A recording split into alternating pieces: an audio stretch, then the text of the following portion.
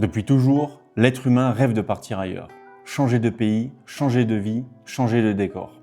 Aujourd'hui, ce rêve porte un nom moderne, s'expatrier. Et dans l'imaginaire collectif, s'expatrier veut dire trois choses. Vivre mieux, gagner plus et quelque part dans un coin de la tête, payer moins d'impôts. Beaucoup pensent déjà connaître la règle magique. Il suffirait de passer plus de la moitié de l'année à l'étranger, 183 jours et c'est réglé. Dans cette vidéo, on va démonter ce mythe et surtout, je vais te montrer pourquoi il est faux dans la majorité des cas. Et à la fin, je te donnerai les seules vraies boussoles qui permettent de réfléchir intelligemment à l'expatriation avec de l'immobilier notamment, pas des combines, des principes qui évitent les erreurs coûteuses. Alors imaginons une situation très simple, tu quittes ton pays d'origine, tu t'installes à Lisbonne, soleil, tramway jaune, café en terrasse, télétravail. Tu es résident là-bas, tu y vis, tu y travailles, mais tu gardes 2 appartements en France que tu loues. Question universelle, est-ce que l'impôt te suit ou est-ce qu'il est resté derrière toi? Instinctivement, on pense que l'impôt fonctionne comme un passeport. Tu changes de pays, donc tu changes de règles. C'est une vision très géographique du monde. Je suis ici, donc je dépends d'ici. Mais la fiscalité ne résonne pas comme Google Maps. Elle ne suit pas ton corps, elle suit tes attaches. Et surtout, elle suit ce qui reste quand tu es parti. Il existe une règle presque universelle en fiscalité internationale. Une règle que l'on retrouve dans la majorité des conventions fiscales du monde.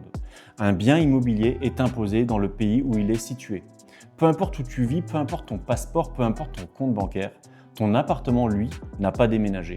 Et fiscalement, il n'a aucune intention de voyager. Prenons donc notre exemple. Tu vis à Lisbonne, tu es résident fiscal portugais, tu as quitté ton ancien pays, la France, depuis 2 ans. Mais tu as toujours 2 appartements en location là-bas. Résultat très concret, tu continues à payer l'impôt sur les loyers dans ce pays, tu continues souvent à payer des prélèvements sociaux et le jour où tu revendras, tu paieras l'impôt sur la plus-value. Lisbonne n'a rien effacé, elle a juste déplacé ton centre de vie, mais pas ton patrimoine. Le vrai piège n'est pas juridique, il est psychologique, on confond liberté géographique et liberté économique. On pense que parce qu'on peut travailler depuis n'importe où, on peut aussi effacer n'importe quelle attache. Mais la fiscalité regarde autre chose. Elle regarde où sont tes actifs, d'où vient ton argent, où sont les intérêts économiques réels. Changer d'adresse prend 1 semaine, changer de structure patrimoniale prend parfois plusieurs années, voire une décennie. À ce stade, beaucoup de gens pensent déjà avoir trouvé la solution. Il suffirait de passer plus de la moitié de l'année à l'étranger. 183 jours et c'est réglé. C'est probablement la phrase la plus prononcée dans l'histoire de l'expatriation fiscale. Les 183 jours ne sont pas une baguette magique, ce n'est ni un droit automatique, ni un bouton off fiscal. Dans la plupart des pays, c'est un critère parmi d'autres, souvent le plus simple, mais rarement le plus important. Les administrations regardent aussi où est ta famille, où tu travailles réellement, où sont tes revenus principaux, où est ton logement permanent, où se trouve ton centre des intérêts économiques. Autrement dit, on ne te demande pas où tu voyages, on te demande où tu vis vraiment. Le mythe existe parce que c'est rassurant. Un chiffre, une règle simple, une illusion de contrôle. Mais la fiscalité ne fonctionne pas comme un abonnement, elle fonctionne comme une enquête. Tu peux dormir 184 nuits ailleurs et rester fiscalement chez toi. Si ce genre de sujet t'intéresse et que tu aimes qu'on démonte les mythes, plutôt que de vendre des recettes miracles, pense à t'abonner. L'idée de cette chaîne, c'est d'expliquer les mécanismes réels derrière l'argent, la fiscalité et le patrimoine, sans jargon et sans promesses irréalistes. On continue. Ce qui est fascinant, c'est que partout dans le monde, on retrouve exactement les mêmes erreurs. Le salarié en télétravail qui vit à Lisbonne, mais travaille pour une entreprise en France. Le rentier immobilier qui découvre qu'il paie quasiment autant qu'avant. L'investisseur qui revend en pensant être imposé localement et découvre que l'imposition reste dans le pays du bien. Ce ne sont pas des erreurs portugaises, ce sont des erreurs humaines.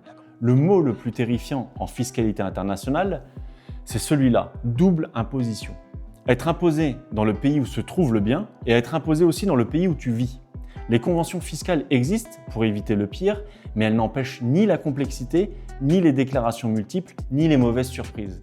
Le danger n'est pas de payer trop, c'est de payer 2 fois sans l'avoir anticipé. Il y a aussi un sujet dont on parle très peu, mais qui mérite d'être connu quand on s'expatrie, l'exit tax. Dans certains pays, quand tu quittes le territoire, notamment en France, l'administration considère que tu as virtuellement vendu certains actifs comme des parts de société, même si tu ne vends rien en réalité. Tu peux être imposé comme si tu avais vendu. L'idée derrière l'exit tax est simple, éviter que des contribuables partent juste avant une grosse plus-value. Ce n'est pas systématique, ce n'est pas pour tout le monde, mais c'est typiquement le genre de mécanisme qu'on découvre trop tard. Si on ne s'est jamais posé la question avant de partir en tout cas. Avant d'aller plus loin, je vais être très clair sur un point. L'objectif de cette vidéo n'est absolument pas de décourager l'investissement immobilier, au contraire. L'immobilier reste l'un des piliers les plus solides de la construction patrimoniale, dans presque tous les pays et pour presque tous les profils. Le but ici, ce n'est pas de dire n'achetez pas. Le but, c'est de dire n'achetez pas sans comprendre dans quel cadre vous détenez vos biens. Parce que la vraie question n'est pas seulement est-ce que l'immobilier est intéressant, la vraie question c'est dans quelle structure patrimoniale je le détiens et comment cette structure interagit avec les règles internationales. Ce que cette vidéo cherche à faire, c'est sensibiliser et certainement pas de faire peur. Montrer que dans un monde où les vies sont de plus en plus mobiles, les patrimoines, eux, doivent être pensés de manière beaucoup plus stratégique. Connaître les mécanismes fiscaux internationaux, ce n'est pas être parano, c'est être lucide. Et structurer intelligemment son patrimoine, ce n'est pas chercher à contourner les règles, c'est éviter de les subir sans les comprendre. Avant de conclure, je veux te laisser avec des leçons qui valent plus que 1000 astuces fiscales. Pas des combines, mais des boussoles. Parce qu'en fiscalité internationale, le vrai danger, ce n'est pas de payer, c'est de se tromper. Première leçon, ne pense pas en pays, mais pense en flux. On perd énormément de temps à comparer des pays comme on compare des destinations de vacances. Portugal, mieux que la France. Espagne, mieux que le Portugal. Tel pays est plus doux fiscalement. La fiscalité, elle, ne compare pas des drapeaux, elle suit des flux. D'où vient l'argent? Par où il transite? Où il s'accumule? Exemple très simple, tu vis à Lisbonne, mais 90% de tes revenus viennent de clients ou d'une entreprise en France. Dans ta tête, tu as changé de système, mais dans la réalité fiscale, ton activité reste attachée au pays source. La bonne question n'est presque jamais dans quel pays je vais, mais plutôt de quel pays vient mon argent. Deuxième leçon, l'immobilier est l'actif le moins expatriable qui existe. Tu peux déplacer ta résidence, tu peux déplacer ton entreprise, tu peux déplacer tes comptes bancaires, mais un appartement, c'est littéralement un morceau de territoire. Et un territoire, c'est l'endroit où un État exerce sa souveraineté. Donc, croire que l'expatriation va neutraliser ton immobilier, c'est une illusion. En réalité, dans beaucoup de stratégies patrimoniales, le vrai levier n'est pas ce que tu possèdes déjà, mais ce que tu achèteras demain. Où investir, dans quel pays, avec quelle structure, avec quel horizon. Tu peux partir, ton immeuble non. Troisième leçon, s'expatrier n'est pas un événement, c'est un processus. Beaucoup de gens imaginent une date magique. Je pars le 1er janvier, nouvelle vie fiscale. Dans la vraie vie, l'administration raisonne autrement. Elle ne regarde pas un jour, elle regarde une période. Elle observe un faisceau d'indices. Où dort ta famille? Où vont tes enfants à l'école? Où tu travailles réellement? Où sont tes comptes? Où passes-tu ton temps? Qui te paie et depuis où? C'est pour ça que la transition est souvent la zone la plus risquée, l'année du départ, l'année suivante, parfois même plusieurs années après. Fiscalement, une expatriation réussie, ce n'est pas une fuite rapide, c'est une cohérence de vie.